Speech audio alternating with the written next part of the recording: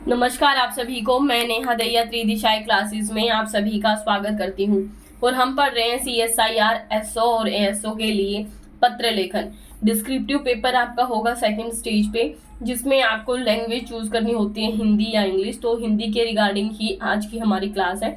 कि इसकी कई सारी लेटर राइटिंग से रिलेटेड क्लास पहले से अपलोड कर दी गई है चैनल पर। जिन लोगों ने वो नहीं देखी है वो जाकर के पुरानी क्लासेस को देख सकते हैं। सिलेबस है आपका 3 ही टॉपिक आपके एग्जाम में आएंगे। 150 मार्क्स का आपका एग्जाम होगा, जिसमें ऐसे राइटिंग है, 2 क्वेश्चन है इससे रिलेटेड, ये भी हमने कंप्लीट कर लिया है और 100 मार्क्स के हैं। प्रेसी राइटिंग का 1 क्वेश्चन आएगा 30 नंबर का, और इसके बाद लेटर या एप्लीकेशन राइटिंग आएगी 20 नंबर की। ठीक है, तो लेटर या एप्लीकेशन राइटिंग हमारा चल रहा है। कई पुरानी सारी क्लासेस हमने की हैं। जिन लोगों ने वो नहीं देखी है वो प्लीज उन क्लासेस को जाकर के देख लीजिए। क्लास बहुत ज्यादा महत्वपूर्ण है। ठीक है, और क्योंकि 20 नंबर आपके आने वाले हैं इन्हीं एग्जाम से, तो आपको 20 नंबर आपके आएंगे इसी पोर्शन से आपके एग्जाम में, तो इसीलिए काफी महत्वपूर्ण है। तो अपनी क्लास शुरू करने से पहले जैसा कि हमारा नियम है, हम माँ सरस्वती का ध्यान करेंगे। ओम सरस्वती नमस्तुभ्यम वरदे काम्य रूपिणी विद्या आरंभम करिष्यामि सिद्धिर्भवतु मे सदा। हे माँ सरस्वती, हम पर अपनी कृपा दृष्टि बनाए रखना। हम अध्ययन करने जा रहे हैं, हम पर अपना आशीर्वाद बनाए रखना। और आज है रामनवमी, तो रामनवमी की भी आप सभी को ढेरों शुभकामनाएं। जिन लोगों ने अभी तक चैनल को सब्सक्राइब नहीं किया है वो चैनल को सब्सक्राइब कर लीजिए। वीडियो पसंद आए लाइक कीजिए, कमेंट कीजिए। कोई डाउट है, कोई क्वेरी है आपकी, तो भी आप मुझे कमेंट करके बता सकते हैं। या फिर त्रिदिशाई क्लासेस का चैनल है डिस्कशन ग्रुप, जिसका लिंक डिस्क्रिप्शन में लिंक जो है आपका डिस्क्रिप्शन ग्रुप में आपको मिल जाएगा, तो आप वहां से भी उसको देख सकते हैं। आज हम पढ़ने जा रहे हैं अर्धशासकीय या फिर अर्ध सरकारी पत्र। इससे पहले हमने सरकारी पत्र कौन से होते हैं या शासकीय पत्र किसे कहा जाता है, उनके क्या क्या टाइप हो सकते हैं, किस तरह से उनको लिखा जाता है, ये सब हमने पहले से पढ़ लिया है। निजी जो आपके होते हैं वो एग्जाम में नहीं पूछे जाते हैं आमतौर पर। फिर भी यदि आप लोगों को लगता है कि नहीं ये वाला सेक्शन भी हमारे कंप्लीट होना चाहिए, तो हम उसके बारे में भी सोचेंगे। उसके बारे में भी उसकी जो क्लासेस रहेगी वो भी मैं आपको प्रोवाइड करा दूंगी। ठीक है, तो सबसे पहले देखते हैं अर्धशासकीय या फिर अर्ध सरकारी पत्र होते क्या हैं, क्या जरूरत है इनको लिखने की। ठीक है, तो अर्ध शासकीय पत्र उन्हें कहा जाता है जो कार्यालय की कामकाज के संबंध में ही होते हैं। हालांकि व्यक्तिगत कार्य के लिए नहीं है, फिर भी इनमें कुछ व्यक्तिगत पत्रों की तरह एक आत्मीय स्पर्श या फिर एक अनौपचारिकता देखने को मिलती है। ठीक है, यानी ये भी एक तरह का सरकारी पत्र ही होता है। बस सरकारी और जो अर्ध सरकारी है या फिर अर्ध शासकीय पत्र है, उसमें केवल अंतर जो है आपका औपचारिकता का देखने को मिलेगा। 1 मिनट। ठीक है, केवल जो यहाँ पे अंतर होता है वो किसका होता है, औपचारिकता से संबंधित आपको यहाँ पर अंतर देखने को मिलेगा। तो इतना ही यहाँ पर मुख्य तौर पर अंतर है। डिटेल जो डिटेल है इसकी डेफिनेशंस की वो हम देखते हैं आगे। अर्धशासकीय पत्र, जिन्हें अर्ध सरकारी पत्र भी कहा जाता है, ये कार्यालय के कामकाज के संबंध में ही लिखे जाते हैं, नितांत व्यक्तिगत कार्य के लिए नहीं।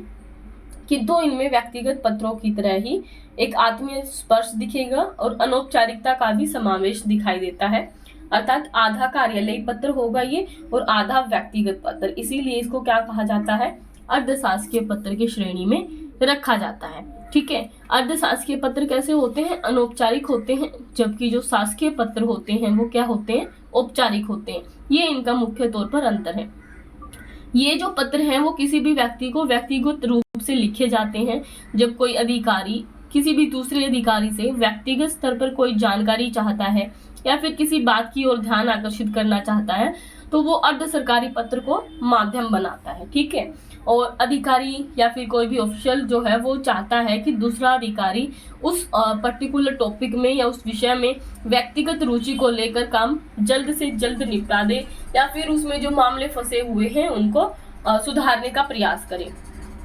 तो इस कोटि के पत्रों का उपयोग अधिकारियों के आपसी पत्र व्यवहार में वैचारिक आदान प्रदान करने, सलाह मशवरा करने या किसी भी प्रकार का स्पष्टीकरण देने या फिर चाहने या आपस में जो सहमति होती है उनकी, ठीक है, उस सहमति को जानने के लिए किया जाता है। सहमति यहाँ पे लिख लीजिए। किया जाता है। किसी भी अधिकारी को व्यक्तिगत रूप से किसी खास विषय की ओर ध्यान दिलाने या फिर किसी विलंबित कार्य को शीघ्र करवाने की आवश्यकता होने पर भी अर्धशासकीय पत्र लिखा जाता है। ठीक है। अर्धशासकीय पत्र जो पाने वाले व्यक्ति हैं उनका ये दायित्व भी हो जाता है कि उस विषय में व्यक्तिगत रुचि लेकर संबंधित कार्य को पूरा करवाए। यही मैंने अभी थोड़ी देर पहले आपको बताया था कि अर्धशासकीय पत्र पाने वाले व्यक्ति का ही ये दायित्व है कि वो उसमें व्यक्तिगत इंटरेस्ट दिखाए और कार्य को पूरा करे। ठीक है। और क्योंकि सामने वाला जिसने ये पत्र लिखा है वो भी यही चाहते हैं कि आप उसमें व्यक्तिगत इंटरेस्ट दिखा करके, व्यक्तिगत रुचि दिखा करके जितना जल्द हो सके उस कार्य को पूर्ण करवाएं।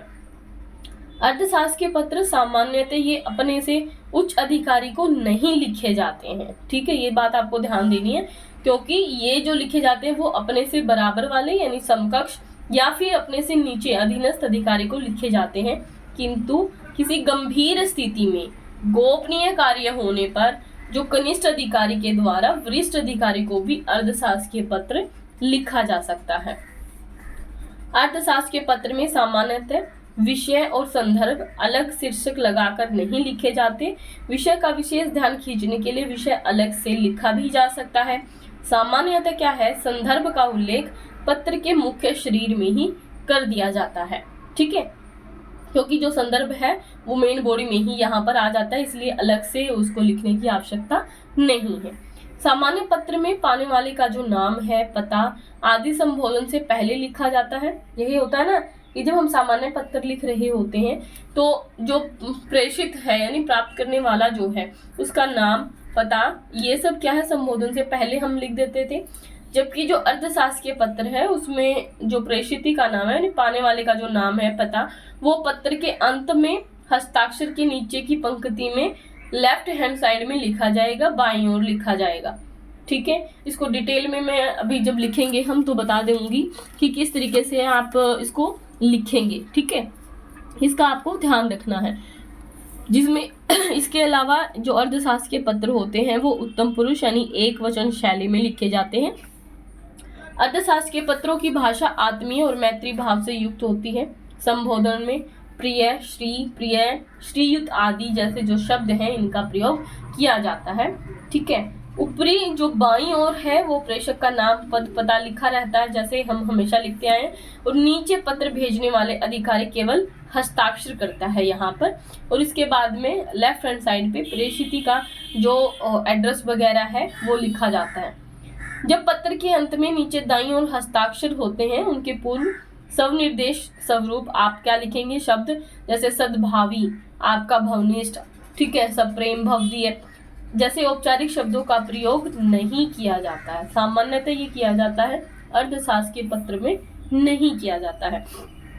अर्थशास्त्र के पत्र सीधे संबंधित अधिकारी को ही दिए जाते हैं। अन्य डाक सामग्री की तरह कार्यालय में ही खोलकर अधिकारी के सामने प्रस्तुत नहीं किए जाते हैं। ठीक है, तो ये सीधे संबंधित अधिकारी को ही दिए जाते हैं। यदि आवश्यक हो तो उस पर गोपनीय लिख दिया जाता है ताकि कोई अन्य कर्मचारी उसे खोलने की भूल ना करे।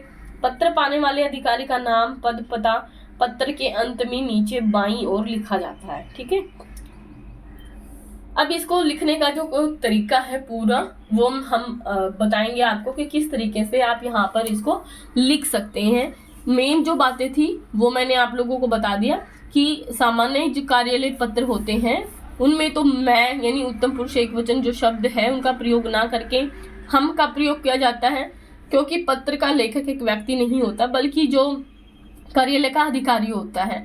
लेकिन जो अर्थशास्त्र के पत्र है उसकी विषय वस्तु में मैं, मेरा, आप जैसे शब्दों का प्रयोग झलकता है, तो इन्हीं शब्दों का आपको प्रयोग करना है, क्योंकि इन शब्दों से क्या होता है, एक व्यक्तिगत स्पर्श जो है वो महसूस किया जा सकता है।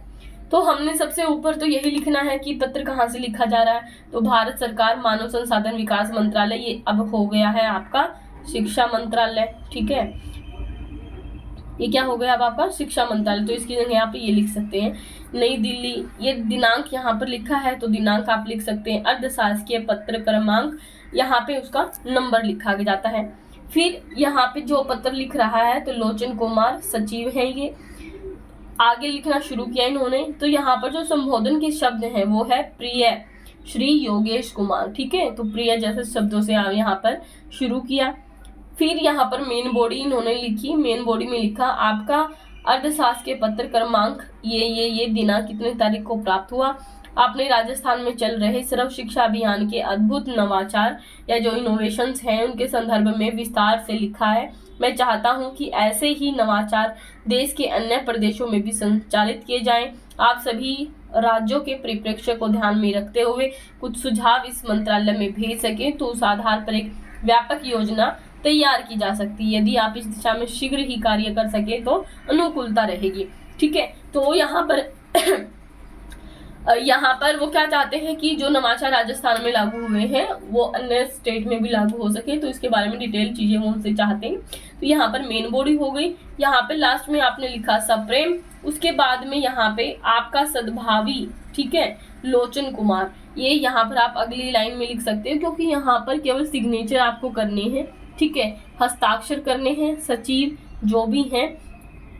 तो लोचन कुमार क्या है, सचिव है श्री, और यहाँ पर जो प्राप्त करने वाला है उनका नाम श्री योगेश कुमार, प्रधान शासन सचिव प्राथमिक और ये अगली लाइन में आएगा, ये शायद है ना एडिटिंग की दिक्कत है। प्राथमिक और माध्यमिक शिक्षा विभाग राजस्थान। ठीक है, राजस्थान सरकार शासन सचिवालय जयपुर। तो ये थोड़ा सा लिखने का ये शायद है ना इसकी लिखने में दिक्कत है। प्रधान शासन सचिव, उसके बाद अगली लाइन में प्राथमिक और माध्यमिक शिक्षा विभाग राजस्थान, अगली लाइन में सरकार शासन सचिवालय जयपुर। ठीक है, उम्मीद है इतना आप लोगों को समझ में आ गया होगा कि किस तरीके से इनको लिखा जा सकता है या किस तरह से इनको लिखा जाना चाहिए। उम्मीद है आपको इतनी चीजें जो है वो ध्यान में चढ़ गई होंगी, समझ आ गई होंगी। कोई डाउट होगा तो आप मुझसे पूछ सकते हैं। ठीक है, एक बात आप लोगों को और ध्यान देनी है कि अर्थशास्त्र के पत्र में जो जैसे यहाँ पर जो शब्द है लोचन कुमार है ना, लोचन कुमार ये वाला जो है यहाँ पर क्या होगा, आपके सद्भावी के नीचे लोचन कुमार और फिर यहाँ पे सिग्नेचर होते हैं, हस्ताक्षर जो आपके होंगे यहाँ पर होते हैं। तो जो आप रेखांकित जो शब्द है यहाँ पर जो लोचन कुमार मैंने बताया है वो क्या करना है, आपको स्वयं के हाथ से लिखा जाना होना चाहिए। ये टाइप नहीं होते हैं कुछ शब्द इसमें, लेकिन क्योंकि आप तो एग्जाम में लिखने ही वाले हैं तो आप आराम से इन चीजों को लिख सकते हैं, इसमें कोई दिक्कत वाली बात नहीं है। ठीक है, तो ये था आपका अर्थशास्त्र के पत्र। उम्मीद है आपको समझ आया होगा। बहुत ही बारीकी के साथ आज हमने इस टॉपिक को भी डिस्कस कर लिया है। इस तरीके से आपके पत्र लेखन से संबंधित अर्थशास्त्रीय और शासकीय पत्र कंप्लीट हुए, जिसमें हमने अनुस्मारक पत्र, कार्यालय आदेश, ये सब चीजें भी हमने बहुत बारीकी के साथ डिटेल में डिस्कस की है। इसके बाद में एक आपका बचता है समाचार पत्र के संपादक को पत्र, वो हम अगली क्लास में करेंगे।